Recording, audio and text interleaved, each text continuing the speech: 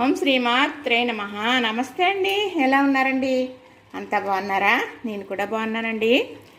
ఈరోజు మంగళవారం, మా ఊరి దేవత తీర్థం అండి. ఈరోజు నైవేద్యాలు పెట్టుకుంటాం.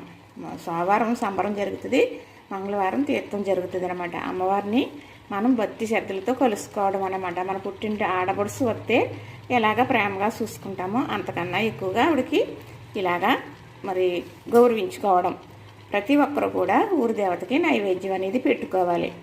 అది దేనికి ఎందుకు అనేది నేను మరి చేస్తూ కొన్ని చెబుతాను. మరి అర్థం చేసుకుని ఇలా చేసుకోవడం వల్ల మనకి సెలవు కోరుతుంది, శుభాలు జరుగుతాయి, అనుకున్నవి అవుతాయి. మన ఊరి దేవతని మనం వదలకుండా కొలుసుకోవాలి. అది నేను చెబుతానండి. ఇంతకుముందు పెట్టాను, మరి ఇందులో పెట్టానో లేదో గుర్తులేదు ఈ ఛానల్లో. అయితే మరి చేసుకునే విధానం చెబుతాను. మరి సంవత్సరంలో 3 సార్లు పెట్టుకోవాల్సి వస్తుంది నైవేద్యం అంటేనే. నైవేద్యానికి కావలసినవి అన్నీ కూడా ఇక్కడ పెట్టుకున్నాను. ఎక్కువ ఏమి అక్కర్లేదండి, ఉన్న వాటితో చేసుకోవచ్చు అనమాట. నైవేద్యం అంటే పెద్ద పని, అయ్యబాబు నైవేద్యం పెట్టాలంటే పని అని ఊరుకున్నానండి అంటారు గమ్మని.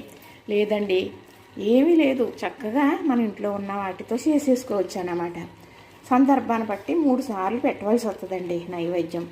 సంక్రాంతి పండగకి కనుమనాడు పెట్టుకుంటాం, ఉగాది పండగకి పెట్టుకుంటాం, అలాగే మన ఊరి దేవతకి జరిగినప్పుడు పెట్టుకుంటాం. ఏంటి, సంబరం జరుగుతుంది కదా, సంవత్సరానికి ఒకసారి తీర్థం రోజు నైవేద్యం పెట్టుకుంటాం. మరి ఇంకా కొన్ని సందర్భాలు ఉన్నాయి, అవి నేను మాట్లాడుతూ చెబుతాను. అంటే అవి అవసరాన్ని బట్టి పెట్టేవి, ఈ ముఖ్యంగా పెట్టుకునేది సంక్రాంతికి, ఉగాదికి, మరేమో సంబరానికేనే. అలాగా ఎందుకు పెట్టుకోవాలి అంటే పిల్లలు ఉన్నవాళ్ళు కానీ, అలానే